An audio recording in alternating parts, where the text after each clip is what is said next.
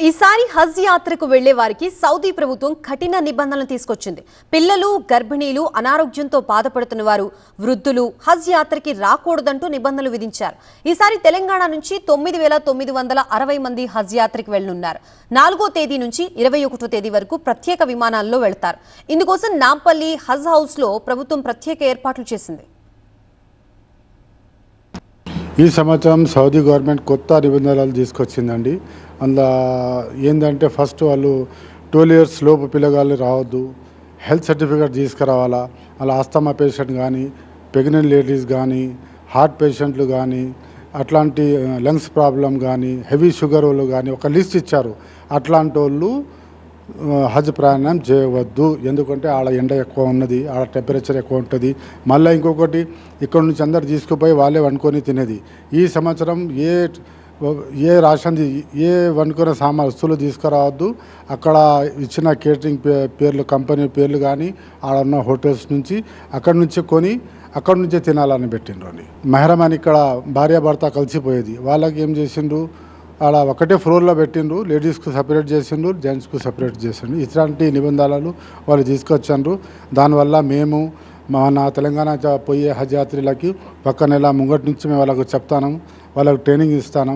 ఆడ రూల్స్ కొంత చేంజ్ అయింది. ఆ రూల్స్ ప్రకారం మనం నడవాలా, వాళ్ళ చెప్పిన ప్రకారం మనం నడవాలా. ఆడ ఎండ ఎక్కువ ఉన్నది. వాళ్ళు టైమింగ్ కూడా చెప్పిండ్రు, 12 to 3 వరకు బయట వెళ్ళకూడదు. ఆ లెక్క ప్రకారం పోవాలని పోయే యాత్రలకు ట్రైనింగ్ ఇస్తాను. మళ్ళీ మా హజ్ ఇన్స్పెక్టర్స్ ఎవరు పోతారో వాళ్ళకు కూడా మేము చెప్పి పంపుతాను ఈ నుంచి.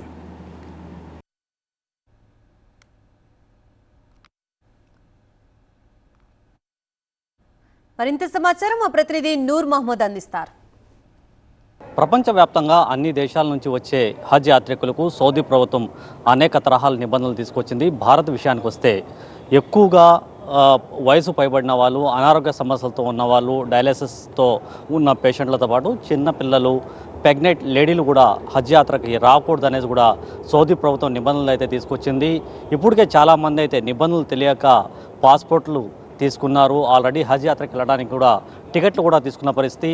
అలాంటి వ్యక్తులకి ప్రత్యేకంగా తెలంగాణ హజ్ కమిటీ కౌన్సిలింగ్ నిర్వహిస్తుంది. మరోవైపు అక్కడ వెళ్ళిన తర్వాత ఏ విధంగా ఉండాలి, ఈసారి అయితే సౌదీ చాలా కఠినమైన నిబంధనలు అయితే తీసుకొచ్చింది. ఇక్కడ నుంచి నిత్యావసర వస్తువులతో పాటు కుక్కర్స్ కావచ్చు, స్టవ్ ఇలాంటి సామాన్లు కూడా తీసుకెళ్ళకూడదు. అక్కడ ఇచ్చే ఫుడ్డే తీసుకోవాలనేది కూడా సౌదీ చాలా కఠినంగా నిబంధనలను తీసుకొచ్చింది. ఈ మేరకు తెలంగాణ రాష్ట్ర ప్రభుత్వం అన్ని తరహాలు ఇక్కడి నుంచి ఎవరైతే వెళ్తారో వాళ్ళకి అన్ని విధాలుగా ఇక్కడ మానిటరింగ్ చేస్తుంది. వాళ్ళకి అక్కడ ఏ విధంగా ఉండాలో ఆ విధంగా కూడా వాళ్ళకి ఇక్కడ ప్రత్యేకంగా కౌన్సిలింగ్ కూడా నిర్వహిస్తున్న పరిస్థితి. కేవలం ప్రభుత్వం. నూర్ మొహమ్మద్, TV9 హైదరాబాద్.